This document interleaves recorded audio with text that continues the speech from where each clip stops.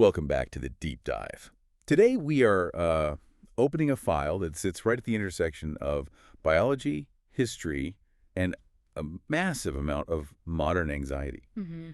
We are looking at a behavior that is statistically universal. I mean, depending on the study you look at, it's anywhere from 90 to 95% of the male population. And a huge majority of the female population, too. Right. It's a fundamental part of mammalian development. Yeah. And yet, if you look at the history of medicine, religion, culture, it has been treated as a distinct pathology. A moral failing. A moral failing. A medical emergency, even. It really is the last true taboo, isn't it? We talk openly about diet, we talk about exercise, sleep hygiene. All the time. But we almost never talk about the hygiene of self-pleasure. And because we don't, that vacuum gets filled with myths. And the myths are wild. I mean, we have historical medical texts claiming it causes blindness, which is the one everyone's heard, but also that it causes hairy palms, insanity, and get this, the literal melting of the spinal cord.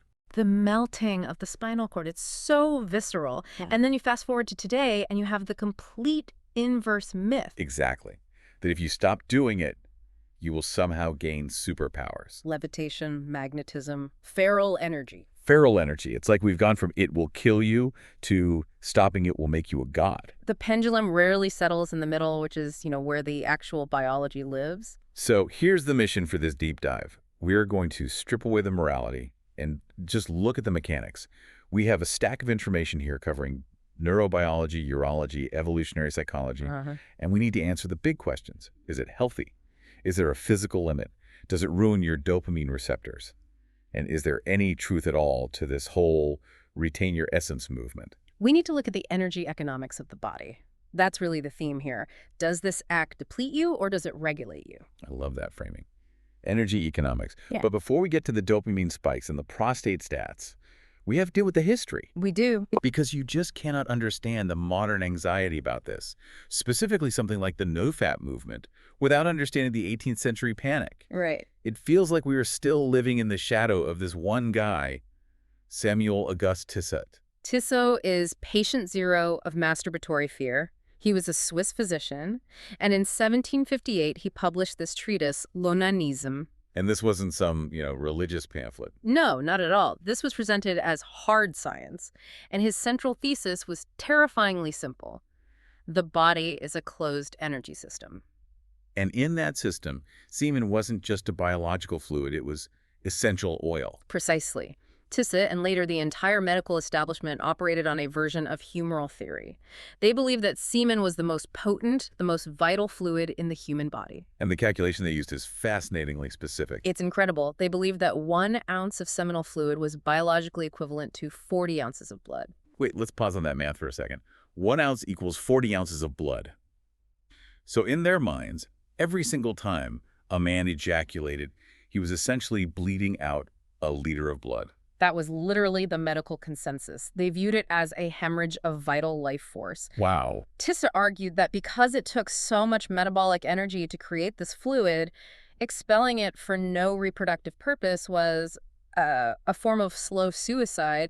He described symptoms that sound like the end of a horror movie. Like what?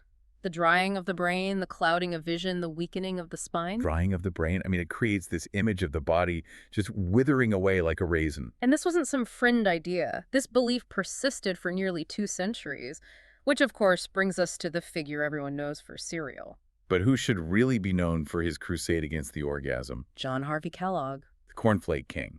People sort of know he was anti-sex, but I don't think they realize how militant he was. I was looking at his book, Plain Facts for Old and Young, published in the late 1800s. He lists 39 distinct signs of self-pollution. The list is unbelievable, isn't it? He includes things like bashfulness, but also unnatural boldness. So you can't win. You can't. Love of solitude, and my personal favorite, round shoulders. Bad posture. If you had bad posture, Kellogg diagnosed you as a chronic masturbator. But his solutions weren't funny, they were barbaric. They were torture, pure and simple. He advocated for circumcising boys without anesthetic to punish the urge. Oh my. He suggested sewing the foreskin shut with silver wire. For women, he recommended applying pure carbolic acid to the clitoris to burn away sensitivity. Jesus. It was a war on the body. And the logic, again, was this idea of vitalism. Kellogg believed that sexual energy was finite. If you spent it on pleasure, you didn't have it for business, for God, or for your health. And that concept, that energy is finite and must be hoarded, is the exact intellectual ancestor of the modern semen retention movement, isn't it? 5%. We laugh at Tisset. But if you go on YouTube right now, you see guys saying, I haven't released in 90 days and I can see through walls. It's the same software, just running on a different operating system. It is the exact same mechanism. It's what sociologists call the spermatic economy. The spermatic economy. Yeah, the idea that masculinity is a currency that you accumulate and ejaculation is a spending event. If you save it, you get rich. If you spend it, you go broke. So let's look at the actual ledger. Let's move from 18th century superstition to 21st century neurobiology. When we look at the brain during autoerotic stimulation, are we bleeding out our energy, or are we doing something else entirely? We're doing something much, much more complex. We are activating the most powerful reward circuit that nature has ever designed. Okay. And to understand it, we have to look beyond just feeling good. We have to look at the wanting versus liking systems in the brain. Okay, distinguish those for me. Because in my head, if I want a cookie and then I eat a cookie, the wanting and the liking feel like the same event. In our experience, they feel seamless, of course. Right. But neurobiologically, they are distinct pathways. Wanting is driven by dopamine, primarily in a part of the brain called the nucleus accumbens. Right. This is the system that says, go get it. That is important. Focus on it. It's the drive. The liking is the actual hedonic impact, the pleasure, which is mediated more by opioids and endocannabinoids in the brain. So dopamine isn't the pleasure molecule. That is the single biggest myth in pop science. Really? Absolutely. Dopamine is not pleasure. Dopamine is craving. Dopamine is the itch. It is not the scratch. That changes how we view this whole topic entirely, because that means you can have incredibly high dopamine, high craving with very, very low pleasure. Exactly. And that is the trap of compulsive behavior, which I know we'll get to later. But in a healthy, nutritious sexual event, you have this beautiful symphony. Okay. You have the dopamine ramping up the anticipation, the wanting. The search. Yes, the search. Then, at the moment of orgasm, you get a massive dump of other chemicals, oxytocin and endorphins mainly. Oxytocin is usually called the cuddle hormone, right? It's what bonds mothers to babies. Why are we getting a flood of bonding hormone when we're alone in a locked room? That's the evolutionary irony. The biological machinery doesn't know you're alone. It assumes, for the most part, that if you're having an orgasm, you're with a mate. Ah, okay. The wiring is old. The wiring is ancient. So it floods you with oxytocin to lower your cortisol, your stress hormone, and make you feel safe and bonded. It creates a state of deep relaxation. So physiologically, it's a stress reduction event. It's not a loss of life force. It's a chemical reset button. It's a massive reset. And this is why you see the post-nut clarity phenomenon. That isn't some spiritual realization. It's a chemical crash. What's happening there? You have a surge of a hormone called prolactin immediately after orgasm. Prolactin, that's the I'm done hormone. It is the brake pedal, 100%. Prolactin suppresses dopamine. It just kills the seeking drive. It tells your body, mission accomplished, stop hunting, go to sleep. That is why you feel that sudden drop in motivation and that heavy, sleepy feeling. It's not because you lost your soul to tissed ghosts. It's because prolactin is an incredibly powerful sedative. That explains the nap. Ah. But let's tackle the gym bro science here, because the NoFap guys will argue that this prolactin spike and this sedation is essentially weakness. They argue that if you stop masturbating, your testosterone will skyrocket and you'll become this alpha beast in the gym. Is there any real data supporting the testosterone retention theory? This is one of those myths that has a grain of truth, but the entire loaf is a lie. Okay, show me the grain. I'm curious. There was a famous study that's often cited by these communities from around 2003. They measured testosterone levels in men during a period of abstinence. And they did find something interesting. What was it? On day 7 of abstinence, there was a spike. Testosterone levels jumped about 45% up to 145% above baseline. Whoa. 145%. That's huge. Yeah. If I'm a bodybuilder, I'm listening to that. I'm thinking, okay, that's it. I'm never touching myself again. But here's the kicker. It only happens on day 7. Only day 7. And on day 8, it drops right back down to baseline. And it stays there. It does not keep climbing. You don't turn into the Hulk on day 30. It is a transient, homeostatic blip. So the body is just kind of adjusting? Exactly. The body realizes, oh, we aren't using this system, and it downregulates production to maintain balance. So you get one good day 7, and then you are right back to normal. Correct. And actually, the long-term data suggests the opposite might be true. Regular sexual activity, whether it's partnered or solo, can actually help maintain testosterone levels by preventing a kind of disuse atrophy effect. So use it or lose it. Essentially, it signals to the body that the reproductive system is active and needs to be maintained. And we have to factor in cortisol. The stress hormone. Right. Remember, high stress kills testosterone. Cortisol and testosterone have an inverse relationship. If you are stressing yourself out, right-knuckling through no-nut November, living in a state of constant sexual frustration, your cortisol is likely elevated. Which suppresses your testosterone. So by trying to save your T, you might be stressing yourself out enough to actually lower it. That is the paradox. The stress relief of a healthy orgasm might actually be more anabolic, more beneficial for muscle growth than the brooding frustration of abstinence.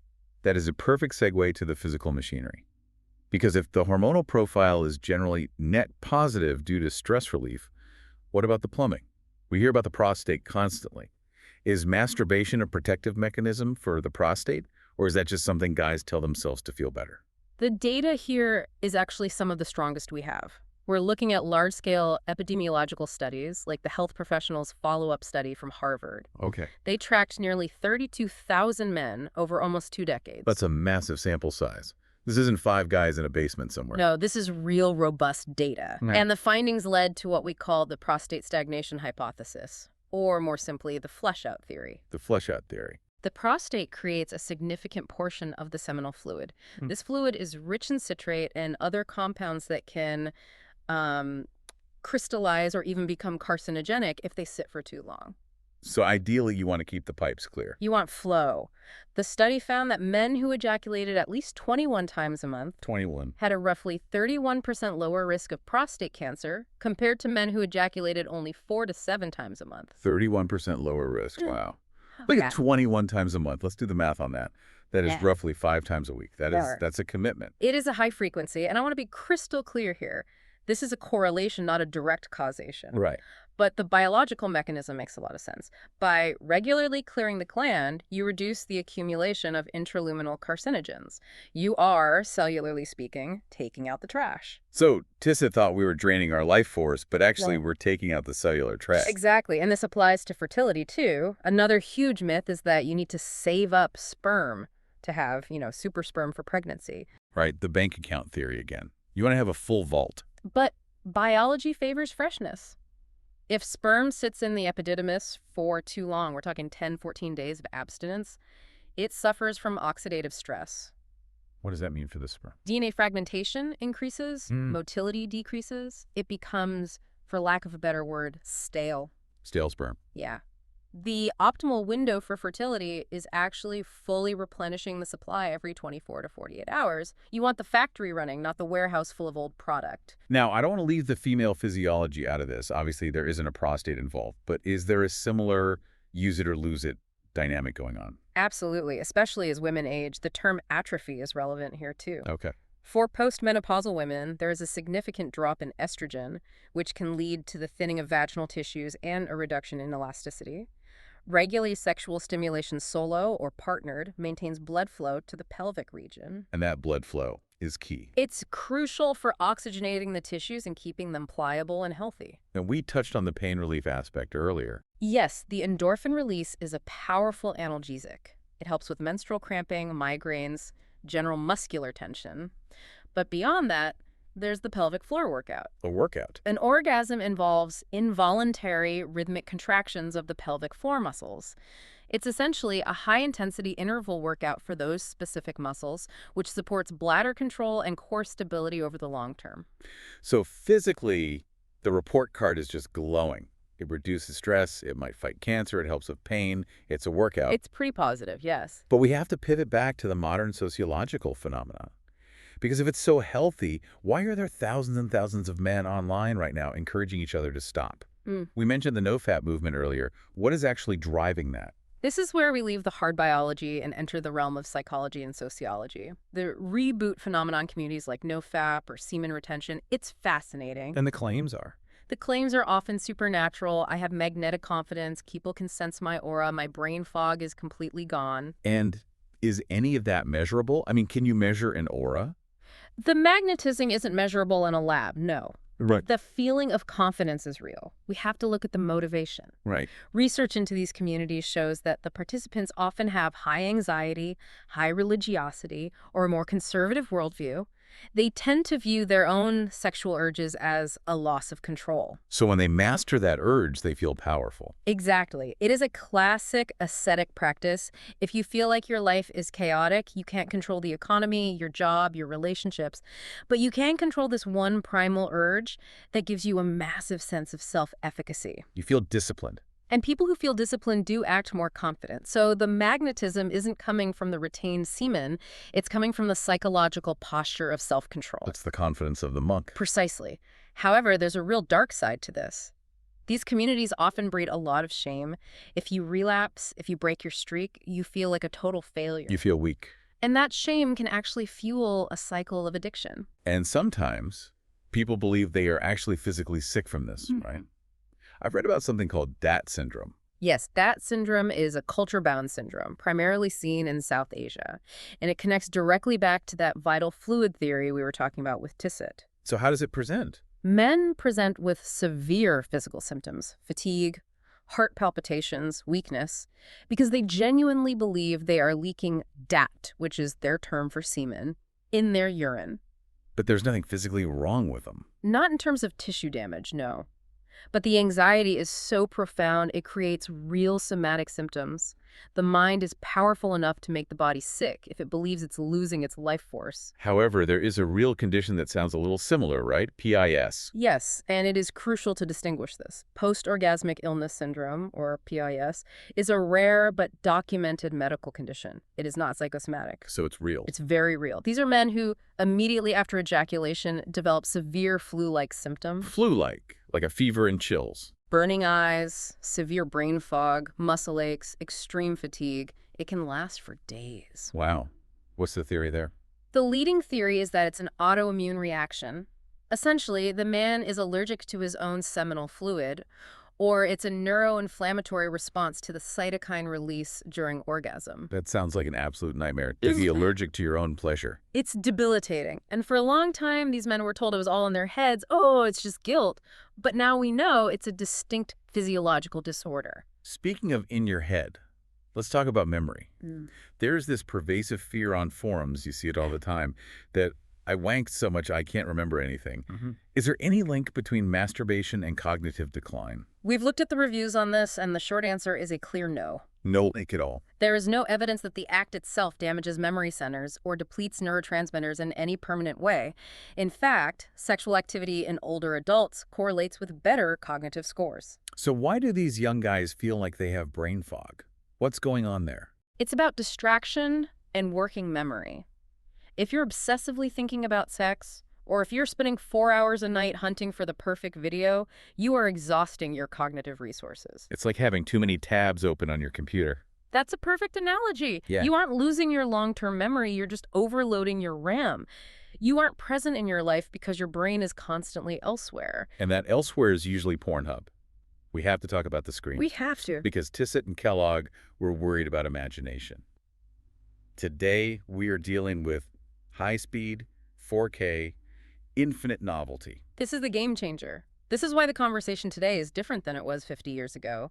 We are dealing with what evolutionary biologists call a supernormal stimulus. Explain that concept, supernormal stimulus. The classic example comes from Nico Tinbergen, an ethologist. He studied birds. He found that if a bird is programmed to sit on a small speckled egg, and you present it with a giant bright red beach ball with speckles on it, the bird will ignore its own real egg and try to sit on the beach ball. Because the beach ball is more egg than egg. It's an exaggeration of the real thing. Exactly. It exaggerates the trigger features, the size, the color, the speckles. The bird's brain is hijacked. Internet pornography is the beach ball.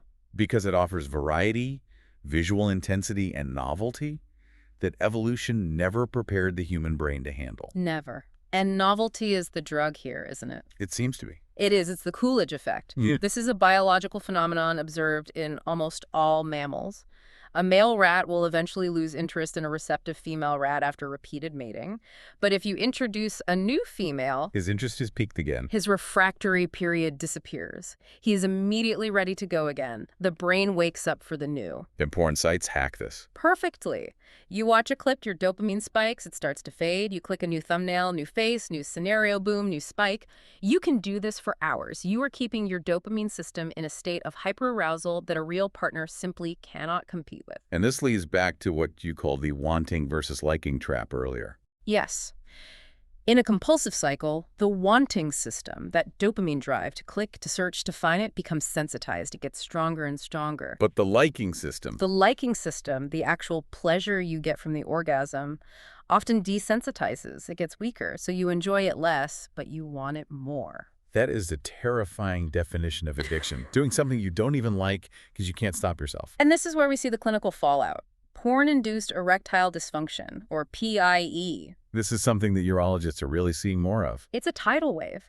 We are seeing rates of ED and low libido in men under 40 doubling in some data sets over the last decade. Doubling. Yes. And these are young men with perfect vascular health. Their testosterone is fine. But they cannot get or maintain an erection with a real live partner. Because the partner isn't a beach ball. Exactly. The brain has been conditioned to a specific supernormal level of stimulation. The glowing screen, the jump cuts, the taboo genres. Real sex is slower. It's messy. The lighting is imperfect. So what happens in the brain? The brain experiences what we call a negative prediction error. It predicts a massive dopamine hit from sex, it gets a moderate normal one, and it just pulls the plug on the arousal. It's a software crash. The system shuts down. It is. But the good news, and this is the real hope for anyone listening who relates to this, is that the brain is plastic. Neuroplasticity. Right. We have so many case studies of men completely reversing this dysfunction. But the treatment is usually what the NoFap guys suggest, a reboot. You have to remove the supernormal stimulus. You have to take the beach ball away so the bird recognizes its own egg again. That is the perfect analogy. Desensitization takes time to reverse, but the brain wants to heal. It wants to respond to real people. Let's talk about physical risks. We've Yeah. established you won't melt your spine, but can you actually hurt yourself? Is there such a thing as too much from a purely mechanical standpoint? There is, and again, it often ties back to the intensity we were just discussing. There's a phenomenon known colloquially as death grip. Death grip. It sounds like a wrestling move, but I assume it's about pressure. It refers to desensitization caused by gripping too tightly during masturbation. If a man consistently uses a grip pressure that is significantly tighter than a vaginal or anal canal, he conditions his penis to only respond to that extreme pressure. So he's raising the bar for himself? He's training his nerves to ignore lighter touch, so when he's with a partner, he can't feel anything, or it feels muted. It's another form of conditioning. Exactly. And for women, we see a similar issue with high-powered vibrators. If you always use the highest setting, you can raise the threshold of stimulation required to reach orgasm. So it's not permanent damage. It's not permanent nerve damage. That's a myth. But it does take a period of rest or using lower settings to reset that sensitivity. And then there are the more acute structural injuries. I've heard of Peyronie's disease. Peyronie's is a serious condition where scar tissue or plaques form under the skin of the penis. This causes curvature, sometimes very severe, and pain during erections. A bent penis. Yes. And the cause is often microtrauma. If masturbation is too aggressive, or if the erection is bent while rigid during a vigorous motion, you can get these tiny tears in the structural tissue. And they heal improperly. They heal as scar tissue. Over time, that scar tissue doesn't stretch like the healthy tissue, so the penis curves towards the scar. It's not necessarily about frequency, but about mechanical intensity. So be gentle. The death grip is literally risky. Be gentle. And there's one more rare one that really scares people. Penile Mondor's disease. I've not heard of this one. It's a thrombophlebitis, which is a blood clot or inflammation of the superficial vein on the top of the penis. It appears as a hard, cord-like string running down the shaft. A hard string. That sounds horrifying to discover. It feels like a wire under the skin. It's often caused by prolonged or very vigorous sessions. The good news is it's usually self-limiting. So it goes away. It heals on its own in a few weeks with warm compresses and anti-inflammatories. But you can imagine the sheer panic when someone discovers a hard wire in their anatomy. Yeah, that's an immediate, terrified trip to the doctor. We also see cases of lymphedema, which is swelling caused by blocking lymph drainage due to chronic friction. So yes, mechanical injury is real. It's a body part, not a machine. It has limits. We've covered the body and the brain. Mhm. Let's talk about the heart, or at least our relationships. We mentioned the guilt earlier. Can we unpack the guilt cycle a bit more? This is where the psychology and physiology loop back on each other. Masturbatory guilt is a massive negative feedback loop. How does it work? You feel stressed or lonely or bored. You masturbate to get that dopamine and oxytocin hit to cope. But immediately after, because of your upbringing or religion or those cultural myths we discussed, you feel shame. And shame is a stressor. Shame is a massive stressor. It spikes your cortisol, so now your stress levels are back up, often even higher than before. And how do you cope with that new stress? You masturbate again. And round you go. And this can look like addiction, but really it's a maladaptive coping mechanism. Exactly. It can lead to genuine depressive symptoms and anxiety. It's not the act itself causing the depression, it's the internal conflict about the act. And how does this impact partners? I've heard the term zero-sum game used. It refers to a kind of sexual energy economics. If an individual is spending all their sexual energy and desire on pixels or on solo acts, there is often simply less motivation left for partnered intimacy. You've already spent the budget elsewhere. Exactly. We see that heavy porn users often report lower satisfaction with their partners and lower relationship quality. They've been snacking all day, so they aren't hungry for the main meal. That makes sense. But there is a gender nuance here. For women, studies often show masturbation is used as a coping strategy for stress or mood regulation, and it doesn't always negatively correlate with partnered sex. So for women, it might be more of an add-on, whereas for some men, it acts more as a replacement. Generally speaking, the data leans that way, though individual variance is huge. Mhm. The red flag for everyone, regardless of gender, is when it becomes the only coping mechanism. If you cannot regulate your emotions, if you can't calm down or get to sleep without an orgasm, that signals a lack of other emotional regulation tools. So we have covered a lot of ground here. It's healthy, but it can be compulsive. It protects the prostate, but it can desensitize the brain. How do we define healthy? What is the green flag? It is not a number. There is no right number of times per week. The definition of health is integration. Integration, what do you mean by that? Does it fit into your life or does it dominate your life? Green flags. It relieves stress, it aids sleep, you enjoy it, and I mean you like it, not just want it. And you can stop when you need to. And for people with partners. Crucially, if you have a partner, your sex life together is satisfactory for both of you. And the red flags to watch out for. Pain, obviously, is a big one. Interference with work or social life? Are you canceling plans to stay home and quick? A clear preference for screens over real partners. Needing increasingly extreme content to feel anything. And of course, feeling distress or deep shame afterwards. If someone is listening to this and checking off those red flags, especially the compulsion or the PID, what's the move? Is it just stop forever? The clinical perspective, specifically regarding the ICD-11 diagnosis of compulsive sexual behavior disorder, isn't usually about never doing it again. This isn't like alcohol. You don't necessarily need total abstinence forever. So what's the goal then? The goal is reestablishing a healthy relationship with your own sexuality. So something like cognitive behavioral therapy. CBT is the gold standard, identifying the triggers. Why are you doing it? Are you bored, lonely, stressed? It's that old acronym, HLLT, hungry, angry, lonely, tired. Address the underlying need instead of just medicating it with an orgasm? Precisely. And if you are experiencing PID, the evidence is so encouraging that the brain is plastic. It can heal. Taking a break from the supernormal stimulus from the screens often restores sensitivity and attraction to real people. It's amazing how resilient the brain is if you just give it a break from the neon lights. It really is. The brain wants to reach homeostasis. You just have to get out of its way sometimes. Okay, let's just try to unpack this. We have gone from melting spines to neuroplasticity. We've learned that the NoFap superpowers are mostly psychological. But that the benefits of quitting porn are very real for your bedroom. And that moderation, as boring and unsexy as that sounds, is usually the answer. It almost always is. Here is a thought I want to leave everyone with. We spend so much time and energy optimizing our food diet. We count macros, we avoid junk food, we worry about organic versus processed. Oh, constantly. But we almost never talk about our sexual diet. That is a powerful analogy. What would happen if we treated what we consume visually and how we seek pleasure with the same intentionality?